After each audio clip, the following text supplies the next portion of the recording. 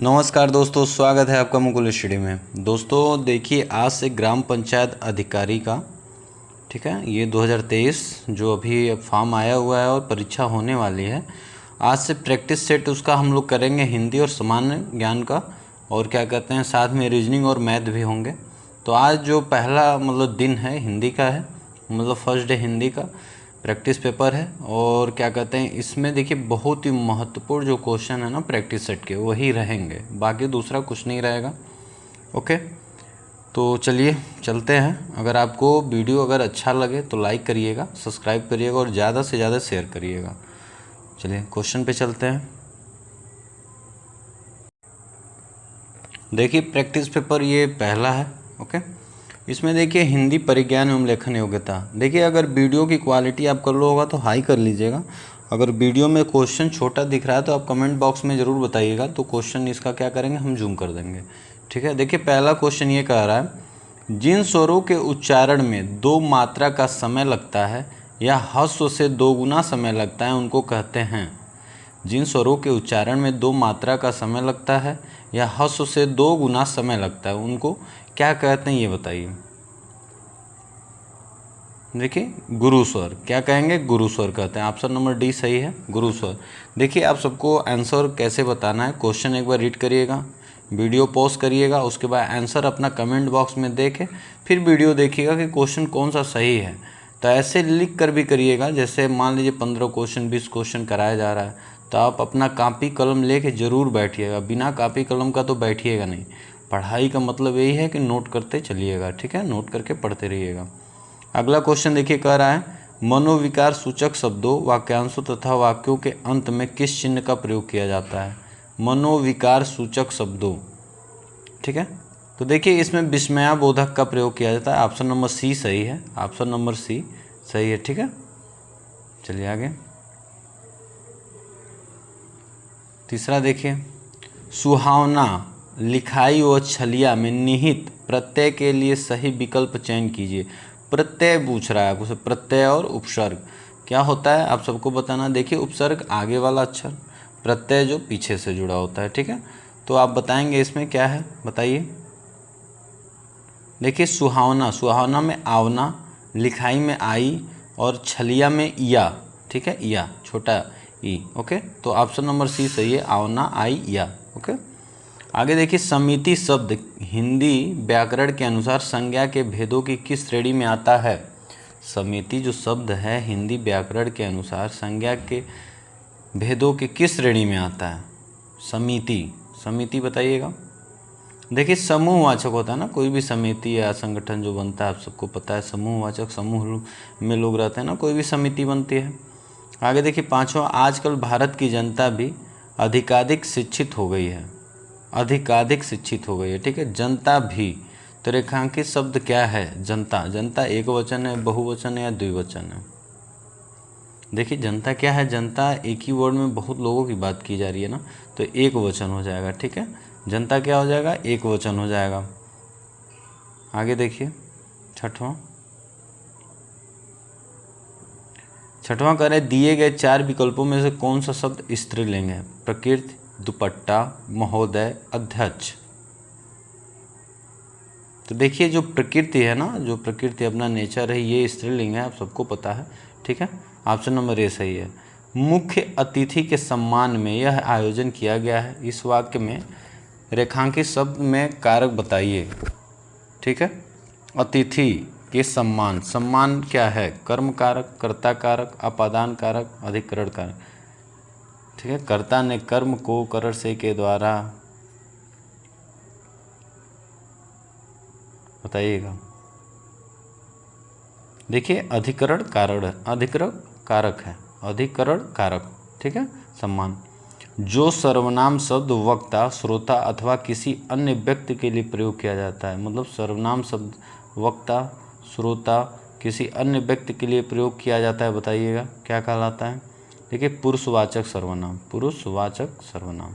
Okay, आगे देखिए नौवां, मध्यम पुरुष का उदाहरण है।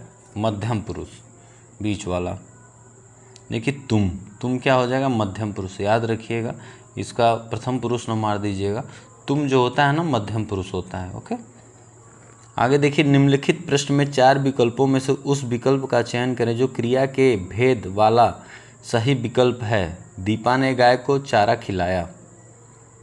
निम्नलिखित प्रश्न में 4 विकल्पों में से उस विकल्प का चयन करें जो क्रिया भेद वाला सही विकल्प है। दीपा ने गाय को चारा खिलाया, बताइएगा। देखिए, द्विकर्मक क्रिया है। क्या है? द्विकर्मक क्रिया। ऑप्शन नंबर डी सही है। ऑप्शन नंबर डी सही है। ओके, चलिए आगे 11वां। आगे कह रहा है, निम्नलिखित में से कौन सा वाक्य कर्मवाच्य दर्शाता है? कौन सा वाक्य कर्मवाच्य दर्शा रहा है? देखिए, मजदूरों द्वारा पेड़ काटा गया। मजदूरों द्वारा पेड़ काटा गया, ये क्या कर्मवाच्य कहला रहा है। मैं लेख लिखता हूँ, रमेश कपड़े धो रहा है, राधा से चला नहीं जाता, लेकिन मजदूरों द्वारा पेड़ काटा गया, ये कर्मवाच्य को दर्शाता है। ठीक है, 11 का बी। आगे देखिए 12, कदाचित शाम तक वो वापस आ जाएं। इस वाक्य में प्रयुक्त काल को पहचाने। कदाचित शाम तक वो वापस आ जाएं, ठीक है ना? किसकी बात कर रहा है आपका? संभाव, भविष्य में, मतलब शायद शाम तक वो क्या हो जाएंगे, वापस आ जाएंगे, तो संभावना व्यक्त की जा रही है इसमें। ओके, आगे देखिए, हम दोनों शांतिपूर्वक पढ़ते रहते हैं। इस वाक्य में पूरक शब्द कौन सा संबंध बोधक है? पूरक शब्द कौन सा संबंध बोधक पूछ रहा है? देखिए, मौलिक है। ऑप्शन नंबर ए सही है, मौलिक है। ठीक है ना, इसको याद रखिएगा। अर्थ के अनुसार क्रिया विशेषण कितने प्रकार के होते हैं? अर्थ के अनुसार बताइए, आप सब पढ़े होंगे। 4 होते हैं। क्रिया विशेषण कितने होते हैं? 4 होते हैं। अगला देखिए, निम्नलिखित में से संयुक्त वाक्य का चयन करना। संयुक्त वाक्य पूछ रहा है, बहुत ही आसान है, बताइएगा। 15वां देखिए, इसमें मैं तुम्हारे साथ व्यापार करना चाहता हूँ, इसमें कहाँ संयुक्त वाक्य है? उसने खाना खाया और सो गया, ये देखिए ऑप्शन नंबर बी 15 का ये संयुक्त वाक्य ऐसे ही आएगा। परिश्रम करके सफलता प्राप्त करो, गलत। आप बताएं कि आपकी समस्या क्या है, ये भी संयुक्त नहीं है। लेकिन उसने खाना खाया और सो गया, ये संयुक्त वाक्य है। ओके, आगे 16वां देखिए, जिसका निवारण अत्यंत कष्ट से किया जा सके के लिए एक शब्द है। अत्यंत कष्ट के साथ। 16 का देखिए, दुर्निवार। ऑप्शन सी सही है, दुर्निवार। ये वर्ड याद रखिएगा, थोड़ा सा कठिन है लेकिन ठीक है, इसको एक बार देख लीजिए और याद कर लीजिए, इसीलिए प्रैक्टिस सेट है। ओके, अगर आपको किसी प्रकार का मित्रों डाउट है, कन्फ्यूजन है या कुछ पूछना है तो कमेंट बॉक्स में आप कमेंट कर सकते हैं। ओके, आगे देखिए 17, 8 कनौजिया 9 चूल्हे लोकोक्ति का अर्थ पूछ रहा है, बताइएगा। देखिए, अलगाव की स्थिति। 8 कनौजिया 9 चूल्हे का मतलब होता है अलगाव की स्थिति। ओके, 18 देखिए, निम्नलिखित प्रश्न में 4 विकल्पों में से दिए गए शब्द के सही समास वाला विकल्प पहचानिए। सप्त सिंधु, 7 सिंधुओं का समूह। सीधा सीधा पहला ही ऑप्शन सही हो जाएगा। 7 नदियों की बात नहीं कर रहा है, 7 नदी का, सिंधुओं का समूह नहीं, आप 7 सिंधुओं का समूह, सिंधुओं का नहीं, सिंधुओं का। ओके, आगे देखिए, वाचस्पति। ठीक है, वाचस्पति क्या है आपका? किस समास का समस्त पद है? देखिए, अलुक तत्पुरुष समास है जिसमें अलुक है, वाचस्पति। ठीक है, अलुक तत्पुरुष समास। ऑप्शन नंबर डी सही है। आगे देखिए, भग्गू सेठ तो बहुत ही दृश्यचरित व्यक्ति है, में रेखांकित भाग का शुद्ध रूप है। दुष्चरित, दृश्य नहीं, दुष्चरित, नाम ही आ जा रहा है इसमें खतरनाक, तो क्या हो जाएगा? दुष्चरित्र। क्या हो जाएगा? दुष्चरित्र। ऑप्शन नंबर डी सही है। तो पे रॉ रहेगा, तो दुष्चरित्र होता है, दुष्चरित्र नहीं। 21वां देखिए, निम्नलिखित शब्दों में से अशुद्ध शब्द इंगित करें। अशुद्ध, उपयुक्त, उपकार, तत्व, अधीन।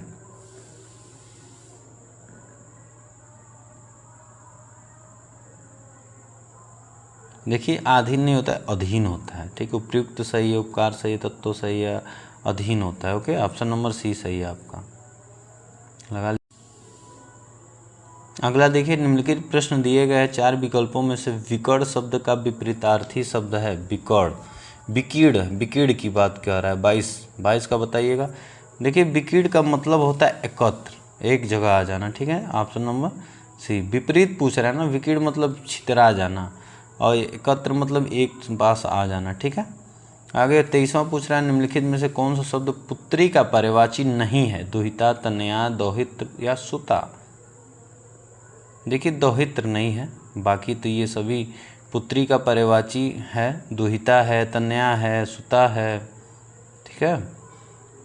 चलिए 24, निम्नलिखित प्रश्न दिए गए 4 विकल्पों में से सही अर्थ वाला शब्द युग्म कौन सा है? देखिए ऐसे ही प्रैक्टिस सेट जो नहीं आता है आप लोग को उसको देख लीजिए और याद कर लीजिए।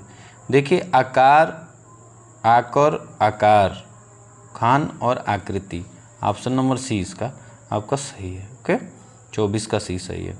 25 देखिए, संस्कृत भाषा से हिंदी में बिना परिवर्तन के प्रयुक्त होने वाले शब्द को क्या कहते हैं? संस्कृत भाषा से हिंदी में बिना परिवर्तन, बताइए क्या कहेंगे? तत्सम या तद्भव? देखिए तत्सम शब्द होता है ना, संस्कृत से सीधे सीधा आ जाता है, तो 25 का बी सही है। संस्कृत से हिंदी में आ जाएगा तो तद्भव हो जाएगा, ऑप्शन नंबर डी हो जाएगा। आगे देखिए 26वां, निम्नलिखित प्रश्न दिए गए विकल्पों में उच्छ्वास शब्द का तद्भव रूप क्या होगा? उच्छ्वास का क्या होता है? 26वां बताइएगा। देखिए उसास होता है, उसास, उसास, उसास, ऑप्शन नंबर ए सही है। उसास होता है, क्या होता है? उसास होगा। 27 देखिए, संधियाँ 3 प्रकार की होती है, निम्नलिखित में से कौन सा एक संधि का प्रकार नहीं? अनुस्वार, विसर्ग, व्यंजन, स्वर।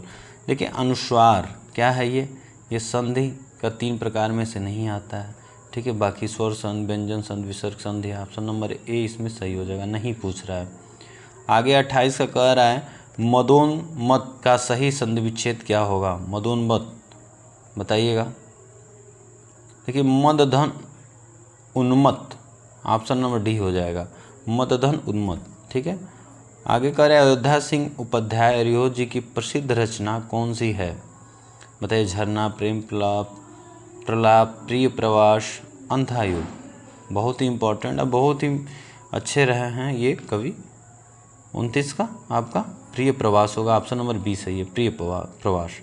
आगे जिंदगी नामा के लेखक कौन है? देखिए Krishna Sobti, option number C सही है, कृष्णा सोबती जी हैं, ठीक है ना, जिंदगी नामा के लेखक। आगे देखिए, आगे करें 34वां, निम्नलिखित शब्दों के सही पर्यायवाची शब्द होंगे, क्रमशः बताना है। ब्रह्मा, फिर सेवक, फिर ग्रीष्म। आपको पर्यायवाची बताना है, बहुत ही आसान है।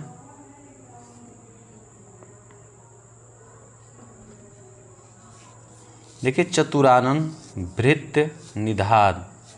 ब्रह्मा का चतुरानन मतलब चतुरानन, सेवक का भृत्य होता है और ग्रीष्म का निदाद हो जाएगा, ऑप्शन नंबर सी सही है। आगे बताइए, छोटी सी गलती पर पिताजी ने ऐसे उपदेश दिए कि मैं नतमस्तक हो गया। रेखांकित शब्द बताना है आपको, उपदेश दिए, बताइएगा 35 का। देखिए सुक्ति बाढ़ चलाना, सुक्ति बाढ़ चलाना हो जाएगा, उपदेश देना, ठीक है। सुक्ति बाढ़ चलाना इम्पोर्टेंट है, बहुत ही ज़्यादा इम्पोर्टेंट है। 36वां देखिए, निम्नलिखित में से किस विकल्प के सभी शब्दों में उपसर्ग तथा प्रत्यय दोनों का प्रयोग हुआ है? देखिए पक्षकार, वाहवाही, पक्षकार, वाहवाही शब्दों में उपसर्ग तथा प्रत्यय दोनों का प्रयोग हुआ है, ठीक है ना। पक्षकार, पक्षकार, वाहवाही। निर्जल में कौन सी संधि है? निर्जल बताइएगा। देखिए विसर्ग संधि है, निर्जल विसर्ग संधि है, ठीक है। 38 का बताइएगा, व्याकरण की दृष्टि निम्न में से कौन सा शुद्ध वाक्य है? तो एक बार चेक कर लेते हैं, शुद्ध वाक्य कौन सा है?